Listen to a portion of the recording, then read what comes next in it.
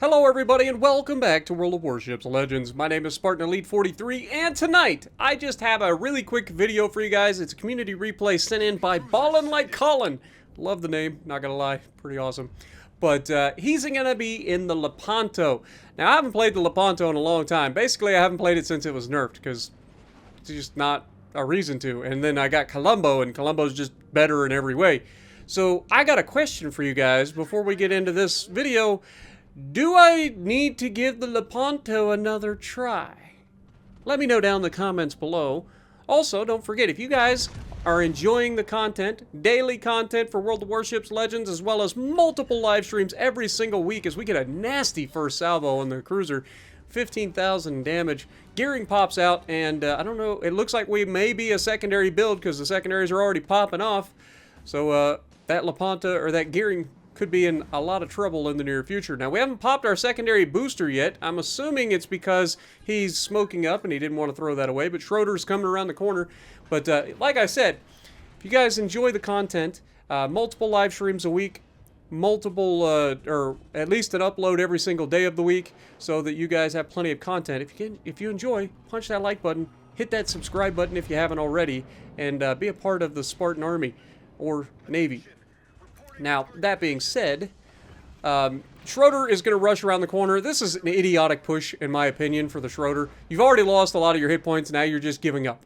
There is nothing that the Schroeder can do in this situation that is going to help him out of this. And you can see we're using our smoke screen now. Doesn't matter, Schroeder has hydro, so he's going to be able to keep us lit up. Kind of a waste of a smoke screen if I am going to, you know, nitpick on anything. But, yeah, Schroeder stays angled enough. We managed to fail there. Again, these are all little parts that I try to point out during the matches. It's going to be an incredible match, I'm sure. But when we see mistakes being made by anybody, whether it be on the enemy team or on the person that is controlling the ship that we're watching, I like to call it out because we can all learn from it. So there, what did we learn? Well, he shot into the armor of the Schroeder, right? He was never going to pin that shot. Sometimes you take those shots because you just need to check, you know. You see me do it all the time where I'll take a test shot on the bow side plating of somebody, hoping that we can get through at an angle, but a lot of times it's going to result in exactly what you saw there, which was absolutely nothing.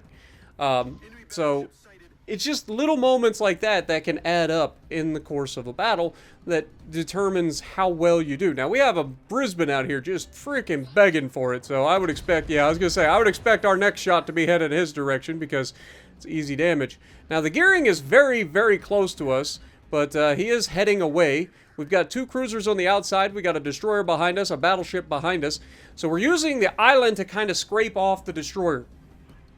Right? As long as we got this island between us and the destroyer can't torp us. So knowing that the gearing is running away, we're just taking what the enemy gives us at this point. We're also able to use this island to stay hidden. Montana gives us way too much angle, but unfortunately the high velocity guns of the Italian battleship, we just can't lob the island. We're too close to it.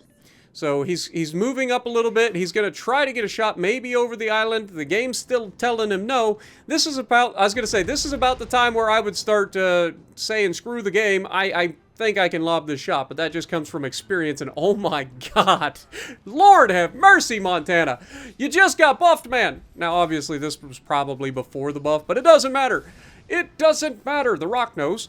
But we are going to absolutely murder this Montana if he stays broadside. He took 3 citadels on the last shot. How many will we get this time? Now, we are backing up, but the torpedoes are still not in a position to harm us, so we're okay there. Can't say the same for the battleship that died behind us, so that's unfortunate. But we get another nasty shot, another 25,000 damage. How much damage do you have to take while sitting broadside to everybody before you realize, I probably shouldn't sit broadside to everybody. I've lost 3/4 of my health. You think? And then anything that the Montana can do, the Repub's like, I can do better. So he comes out, and he goes full broadside, but at least he starts to angle away.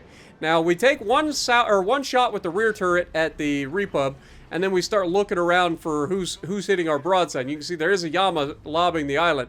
Now, a little bit of indecision here. I'll be real honest. Indecision is something that I am very annoyed with when it comes to video games. Because I understand the thought process that's going through your head where you're like, okay, I'm surrounded, I need to prioritize targets, but those decisions need to happen quicker. This game could have been even crazier if we had taken some shots, because remember, you're gonna get the shot off anyway, right? Like, you're gonna get to shoot the guy. Now, we have our smoke going, so we get to hide from the Alaska's initial push here, and then we get the worst RNG on the planet, shooting at waterline on the Alaska. Now, I'm gonna let you in on a little secret here. If you're in a battleship and you're shooting at an Alaska at this range, you might as well stop shooting waterline, because the odds that you actually Citadel him, as I say that, he gets the Citadel, go figure. The odds that you Citadel him are slim anyway. You're most of the time going to end up just getting full pins or over pins on an Alaska at this range.